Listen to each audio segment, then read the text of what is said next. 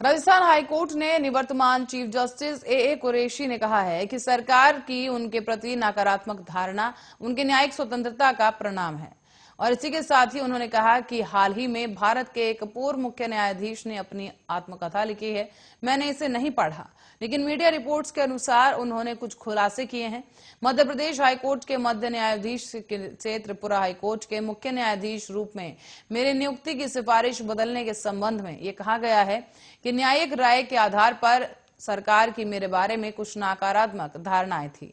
संवैधानिक न्यायालय का प्राथमिक कर्तव्य नागरिकों के मौलिक और मानवाधिकार अधिकारों की रक्षा करना है। ऐसे में उसके न्यायाधीश के रूप में मैं इस स्वतंत्रता का प्रमाण पत्र मानता हूं। चीफ जस्टिस कुरैशी ने सुप्रीम कोर्ट कॉलेजियम द्वारा हाईकोर्ट कॉलेजियम के प्रस्तावित नामों को स्वीकार करने से इनकार करने पर भी चिंता व्यक्त की है। उन्होंने कहा है कि हाईकोर्ट द्वारा अधिवक्ताओं की सिफारिश करना और सुप्रीम कोर्ट द्वारा भारी छटनी आश्चर्यजनक है। हाईकोर्ट और सुप्रीम कोर्ट के बीच धारणा में अंतर का कारण जो भी हो, इससे अच्छे अधिवक्ताओं को पीठ में शामिल होने के लिए राजी करना मुश्किल होगा।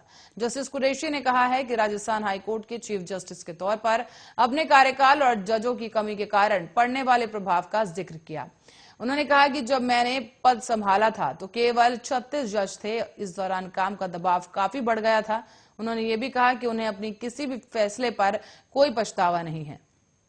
साथ ही उन्होंने ये भी कहा कि क्या मुझे पछतावा है? कोई नहीं। मेरा हर निर्णय मेरी कानूनी समझ पर आधारित था। मैं गलत रहा हूं, कई मौकों पर गलत साबित हुआ, लेकिन कभी भी मैंने अपने कानून विश्वास से अलग कोई निर्णय नहीं किया। तो राजस्थान सरकार बेरोजगारों को नौकरी दिलाने के लिए योजना चला रही है।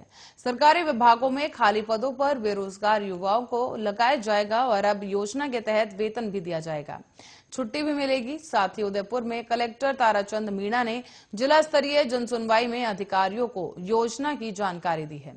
उन्होंने कहा है कि मुख्यमंत्री युवा सबल योजना बेरोजगार युवाओं के चलाई गई है और पंजीकृत युवाओं को राजकीय काम में उपयोग लेकर प्रोत्साहित किया जा सकता है। योजना के तहत बेरोजगार युवाओं को 4,000 रुपए मासिक दिए जाएंगे। और कलेक्टर ने बताया है कि अक्सर विभागों में स्टाफ की कमी की समस्या रहती है। ऐसे में योजना के पंजीकृत योग्य और प्रशिक्षित बेरोजगारों को सेवा का अवसर प्रदान किया जा सकता है।